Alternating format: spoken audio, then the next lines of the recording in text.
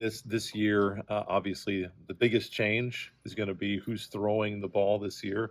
How's that gone, and what do you feel like is going to be the things in camp once you get started that you're going to have to get on the same page with, especially with as talented of a quarterback room as you have, and there not being, I think, for the first time in your career, not having that guy established going into the season of who the starter is going to be.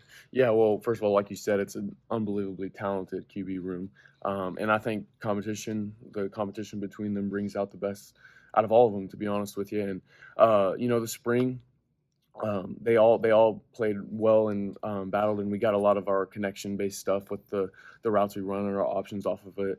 And the summer's huge for that too. We throw almost every single day. And throw like routes on there and as a team 2 times a week. So just a lot of work. And then camp. It's going to be big for those guys. Like coming out and they need to keep competing and try to have the best days that they can. What's it like to be part of this last group of 6-year guys that's going to finally be departing and being a guy that has so much experience? And I mean, you're going to be, we were talking in the car about you're going to be maybe 7 years older than some of these freshmen. Yeah, no, it's insane. First of all, being a 6-year guy, I think, the experience thing, it helps a lot with like close games and like how to take care of your body and stuff like that throughout the season. But one thing that we do have a lot of 6-year guys, and I think it says a lot about our program and how people enjoy being there. People enjoy being a part of the program, and it's impressive that we have so many 6-year guys. So, what's the relationship like with Coach Higgins? How has that been built over this 6 years? Yeah, me and Coach Higgins have a great relationship. Obviously, the older I get, the more time I get in the office and stuff. Like, I talk to him every day now. Like, I can go into his office whenever, and we have good conversations about, it could be about football, but it could be about golf and other stuff too. So, Coach Higgins is definitely a player's coach, and I think he has a good relationship with a lot of guys. So. Defense this year, a lot of experience back. What have been the different points of emphasis this year? Because you guys were a defense last year that I know feel like you have some areas to improve, but you guys made a ton of plays last year defensively to keep you guys in and win some games for you. Yeah, a big thing this summer has just been, and throughout the spring, was just trying to start fast and finish strong. Just from the jump, don't come out in a lull or don't, let big plays happen at the end of the game. Just try to find a way to play 4 quarters the entire game. All 60 minutes of the football game, come out all cylinders and just play our game. What is it like for you, not that you weren't the leader last year, but being a graduate this year and being a guy that's going to be somebody that people look to on the defense to provide that leadership? I think just being more vocal, trying to find that vocal role and have things go, when things hit the fan, just trying to be there and be a positive voice. And, bad things happen. Bad things are going to happen. Adversity is going to hit. So just trying to find ways to pull guys out of that adversity and get our head back in where it needs to be. As we were talking on the way up, you'd mentioned, the last few years, it's really been just one game each year that has kept us out of the playoffs. How do you guys approach that as a team, knowing that with the way that the structure is right now, that the margins are really pretty slim if you want to play in those playoff games? Yeah, I think just trying to find a way to get over that hump, whatever it takes. Like the past few summers, we worked really hard, but what ways can we work a little harder? Where can we find a little bit of improvement? What little areas can we, what details can we, figure out to take that next step? I know that you guys put a premium on leadership. What's the expectation that you have for the captains that represent you and your leadership council every year for your team? Well, the expectation's high. I mean, everything they do is watched. To me, as the head coach, I got to have a great relationship with those guys. They have to be a voice for not only the head coach, but a voice for the program. And because, adversity is going to hit at some point, right? So you got to have guys that are going to stand behind the program, stand behind the coaches, and represent the program the right way. And I also feel like, with this group we got too, they've learned from past captains and how they've done things right, wrong, or indifferent, and we do a process in the spring. You have to earn the captaincy at our place. We talk about we earn everything. It's not just a team vote. They have to go through an interview process. They have to be a part of the Iron Hornet officers during the spring. So they have to go through, even if they're a returning captain, they got to do the same thing every year.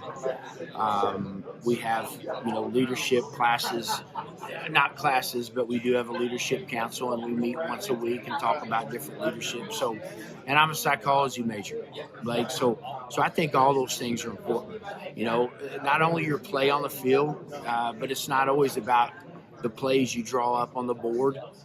It's about the players and what their makeup is in executing those plays. 17th year as the head coach of Emporia State, and every year here at MIAA Media Days, there's inevitably the question about, hey, you remember how hard this stinking conference is? Have you got that figured out, and have you wrapped around your head how hard it is after 16 years of going through it? Yeah, I mean, it hasn't changed. I haven't figured it out by any means because it's a difficult league, but I don't feel any different. Like, my anxiety level is still the same. Back when I first got the job, and which was a long time ago, and going into my 2007 season, I was a lot younger, had a lot darker hair, felt like I was a lot smarter back then. Coming off some great years at Northwestern, it took me a while to get a feel, honestly, and I needed to get my teeth kicked in, and I did, and I think it taught me a lot. I think it made me a better coach, made me a better person, it's a special place. I know I went to school there, and it's where I got my degree, but I'm proud of the coaches I've had that have worked with me, and I'm proud of the players that I've had throughout our program. And I think it's built into something that's special, and we want to be the best we can possibly be, and we understand getting in the playoffs is important. That's where our standard doesn't change, from that end of it. But yeah, I think that's what helps me go into the years. Honestly, to be quite honest with you, Blake, is knowing the coaches I have on staff and the players and how their work ethic is. I enjoy being around my guys each and every day. Now my coaches may not say that, or my players may not say that, but I enjoy being around my guys every day. Well, we enjoy being around you, Coach Oh, Higgins. okay, Blake. Well, I enjoy. All right. Well, I'm glad you do. Not only that, Don puts out these fancy little graphics and everything. Yeah. And my last question for you is, you talked about building the standard, but the standard hasn't always been that way for Emporia State football. And you look at all these numbers on the bottom; those are the years where Emporia State football has made the playoffs or won bowl games or been in bowl games.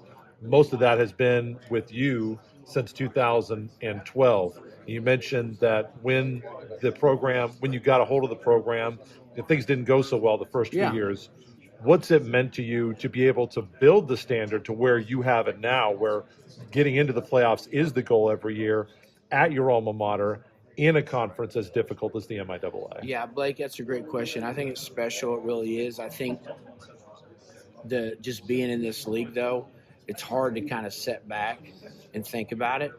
I did, for that moment, looking at the different years there and going to the playoffs and winning bowl games. But it is special. I'm proud of it.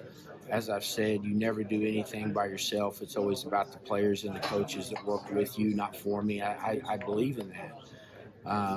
So doing it at your alma mater and doing it at a place that helps you get your start in life, and so many special memories of when I played, and so many special memories that I've been able to build throughout my time here at Emporia State. There'll come a time whenever I'm not sitting in that chair anymore that I'll sit back and really look over what we have done here, that I couldn't be more happy and more energetic and energized to get the season going as I was back in 2007. Sounds fun, Coach. Yeah.